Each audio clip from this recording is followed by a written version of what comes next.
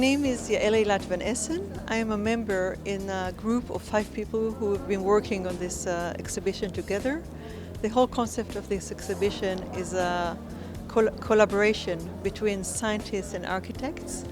In the group we are 3 architects, a scientist, and I'm a curator. We're dealing in this exhibition about the mergence between architecture and biology.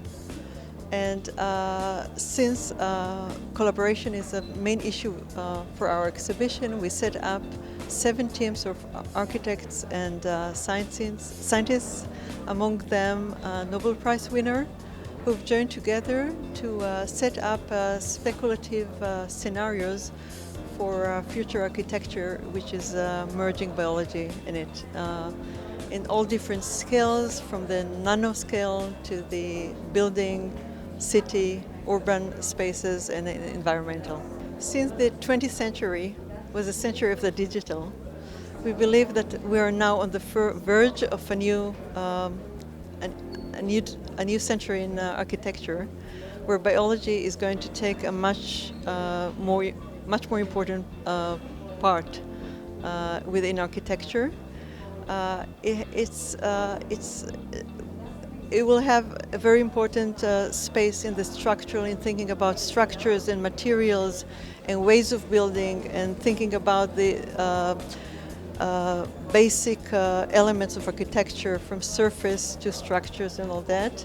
And on the other hand, we're talking about a new way that architecture is relating to its environment.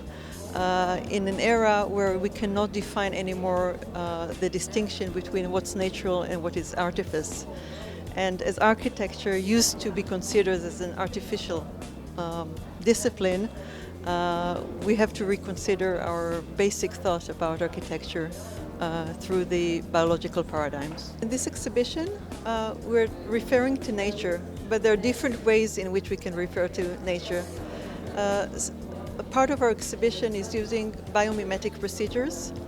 We know that nature has a lot of wisdom, and we can learn a lot about it, and architects can use a lot of this knowledge.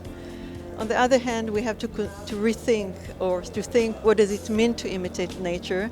Do we want everything that nature can offer us? Because in every procedure that nature, or we can attach to every procedure that nature is using some kind of an ideology.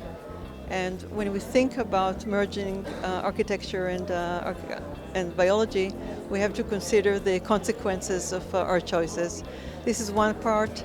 The other part is the fact that we know that we cannot think anymore about architecture and nature as distinctive entities. And we have to think in complex systems, in ecosystems.